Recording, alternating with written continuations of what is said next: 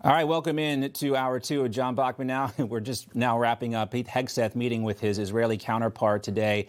We just had that live report from Zach Anders talking about the tensions currently between the U.S. and Israel. There's a lot going on in Syria right now. Also, we are turning to the war in Ukraine, looking at that as well. A Russian official threatening a preemptive strike if the West increases its support for Kiev. Meanwhile, Ukrainian hackers have launched a major cyber attack on Russia's energy giant Gazprom, wiping out key databases. All this as Ukraine undergoes a major government shakeup, while Russia masses over 160,000 troops near the front lines. Let's get straight out to foreign correspondent Shelby Wilder. She joins us live now from Kiev with more on this. Good afternoon, Shelby.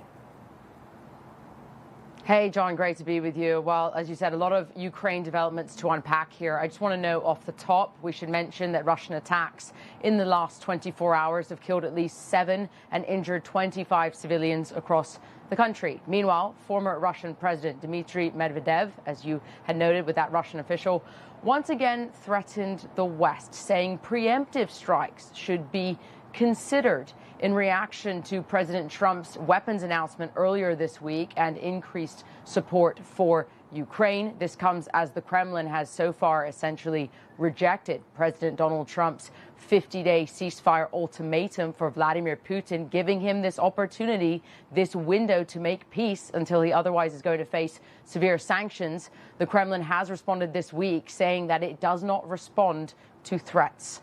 Separately, Ukraine's military intelligence claimed today that it launched a major cyber attack on Russia's energy giant, Gazprom, wiping databases, disabling access for more than 20,000 admins, and planting malware to destroy backups. And this has caused severe disruptions for the company and its clients. Ukraine says that these targeted subsidiaries had supported Russia's war effort, and that is why they went after them.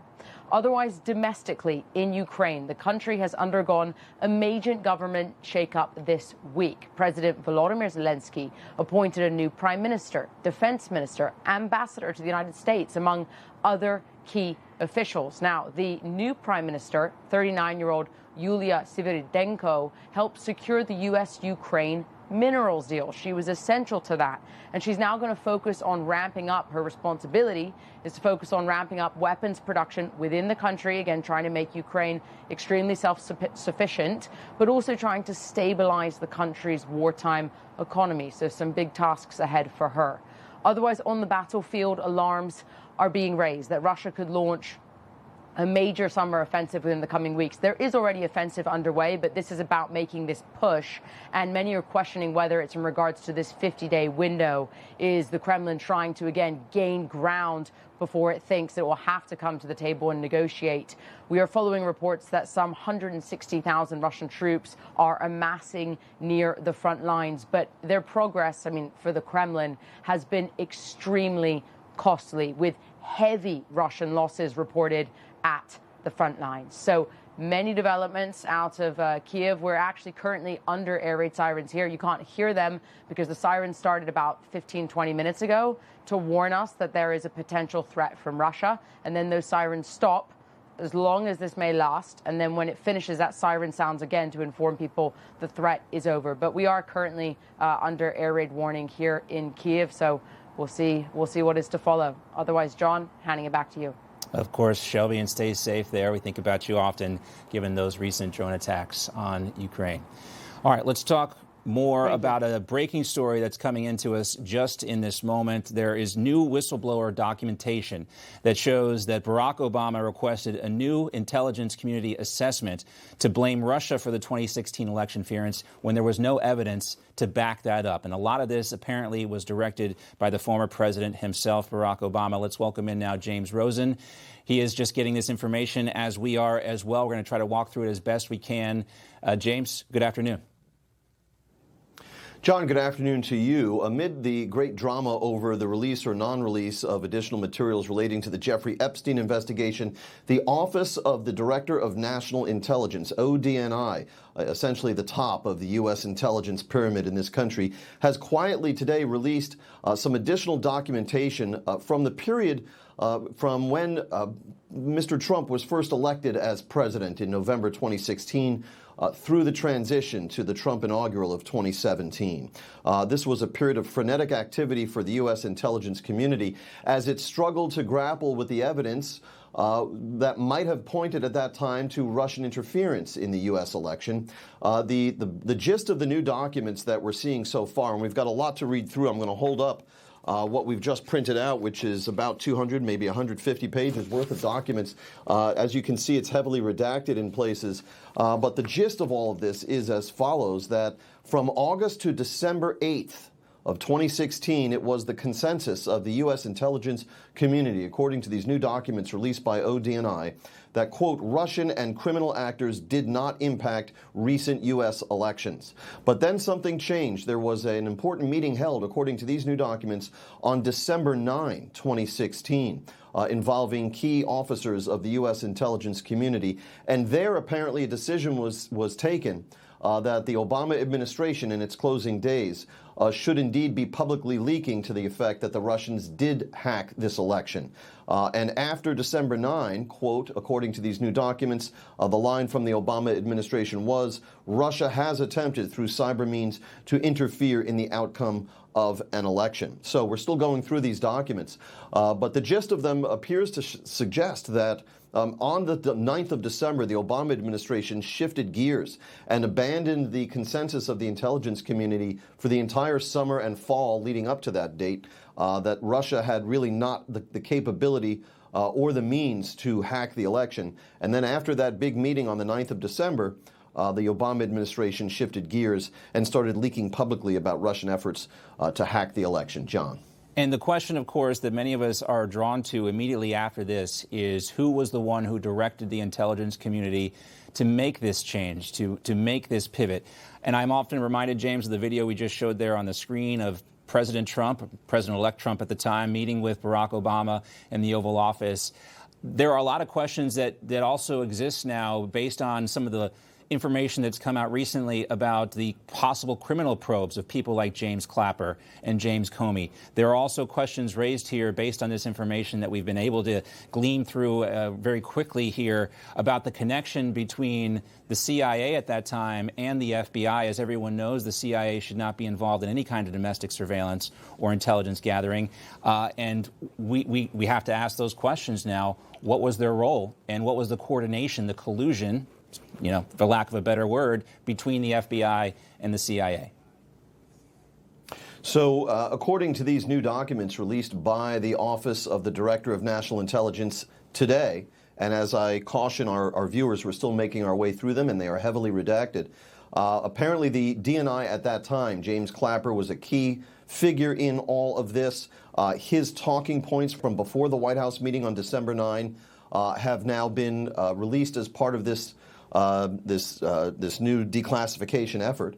And it's worth pointing out, I checked the Durham report, which was commissioned, of course, during the first Trump administration by then Attorney General Bill Barr. John Durham, a former federal prosecutor, was given special prosecutor status to investigate the investigators, to see how the Obama administration, the top intelligence and law enforcement officials at that time handled the Trump-Russia investigation. And Durham ultimately produced some indictments. I don't think he scored any convictions, but he produced a final report. This important White House meeting among national security figures on the 9th of December 2016 that plays such a crucial role in today's released documents did not appear in the Durham report. So this may be new information in the very strictest sense of the word, John. Yeah, and the key fact here is there's a whistleblower putting a name to this. Obviously, that information not public at this time, but it lends credibility to what's going on here. I think you also have to tip your hat to Tulsi Gabbard's ODNI office. They have made a concerted effort to uncover things like this, to clean up the deep state and get rid of the politically motivated actions of our intelligence community. It takes a monumental amount of work to do that. And this is probably just the beginning of that. I'm also reminded, James, of that kind of infamous moment of James Clapper testifying before Congress, asked did he have ever lied to the American public, and he kind of furrowed his brow and, grabbed his head and said, no, not wittingly. And, you think about that in that moment. Is any of that tied to this? I can't imagine the kind of treatment I'd receive in the Rosen household if Mrs. Rosen asked me if I had done something wrong and I said not wittingly. But nonetheless, without meaning to personalize this, today's release of new documents, maybe 150 or so, and as I say, a lot of them heavily redacted, from the Office of the Director of National Intelligence. All of this is really focused on the intelligence community product that was produced both in classified form and an unclassified version for release to the public. And that took place in January 2017, just before the Trump administration took office. And that was called the ICA, the Intelligence Community Assessment. Mm-hmm. So it's sort of like the Justice League for the intelligence community. All of the different agencies produced this one assessment. And that assessment was that Russia tried to tilt the 2016 election toward the Trump-Pence ticket. And what today's DNI documents, the new ones that we're going through, are all focused on is that the production of that ICA in January 2017, and whether there was, we've already seen CIA earlier this month release a new review of that ICA and suggest that it was subjected to interference by then CIA Director John Brennan, who was, the implication was, acting at the political behest of the Obama White House in the contents of that assessment.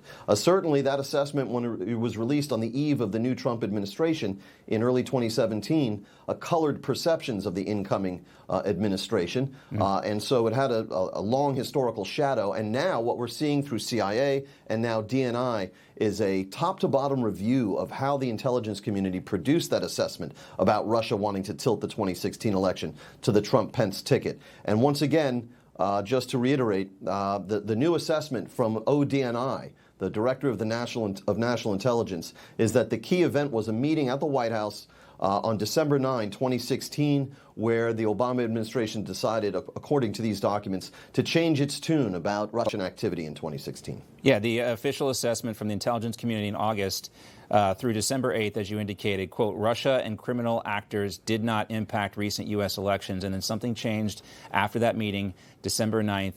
And it said, this was the official assessment after the fact, quote, Russia has attempted through cyber means to interfere in the outcome of an election. James, as we continue to look through these documents, we obviously have to expect some sort of response. I don't know if President Obama will respond directly, but we deserve one based on what we've learned so far.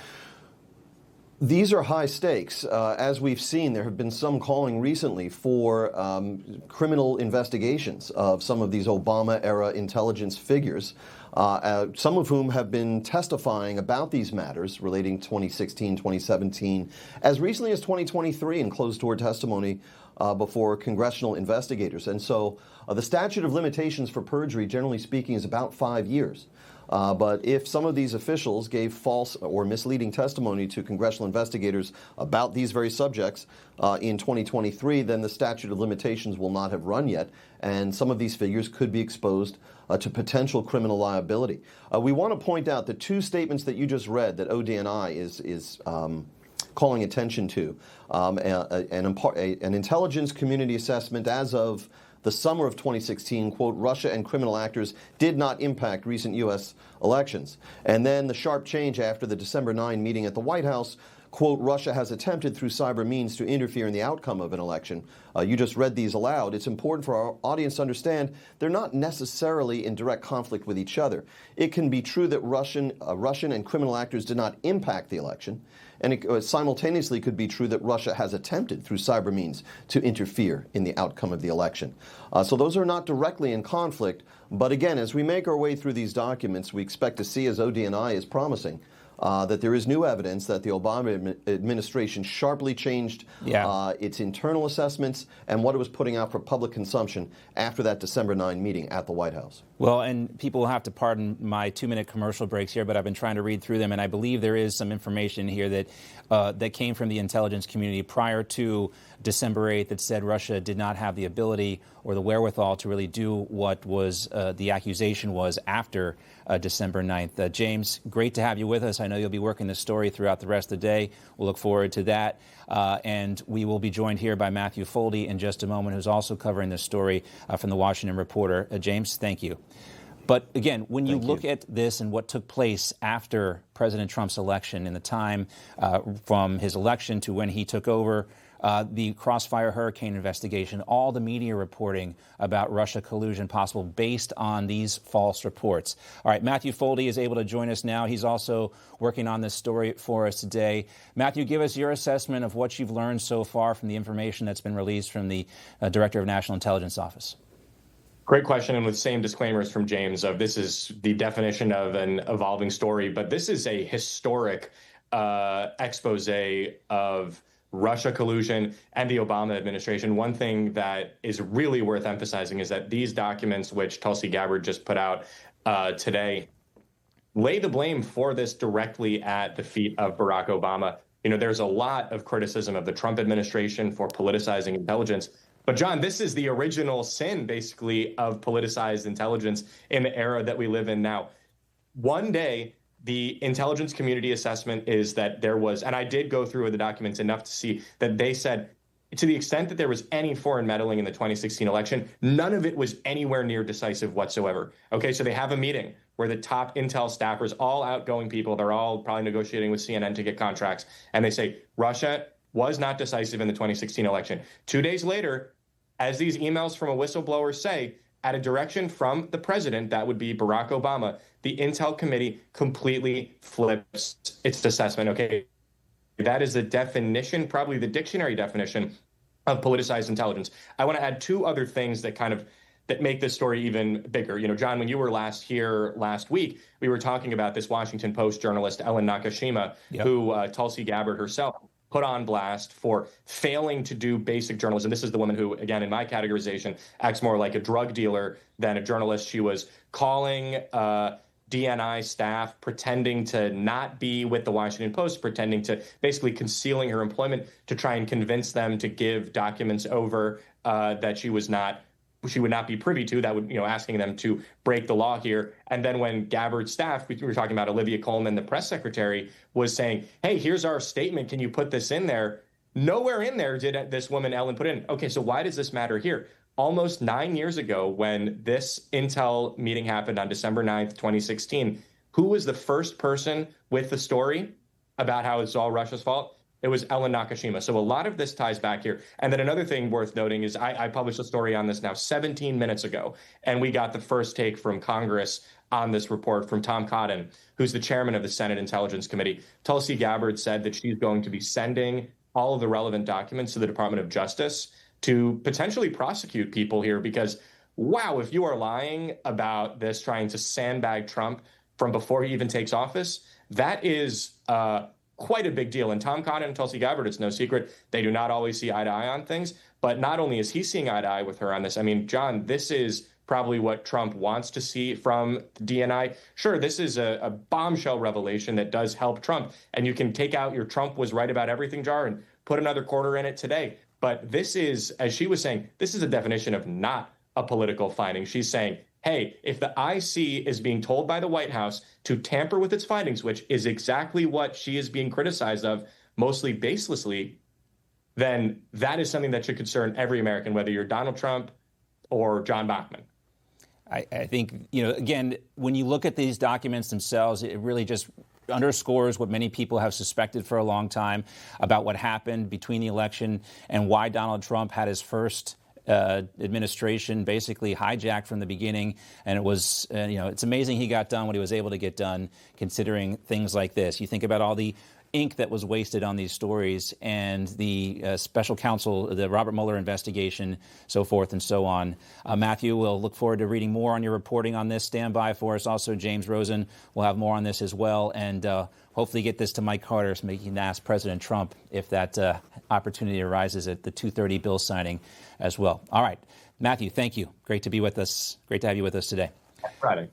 All right. Also today, the White House has taken a closer look at the finances behind the new Federal Reserve headquarters. Russell Vought, director of the Office of Management and Budget, says he will inspect the site.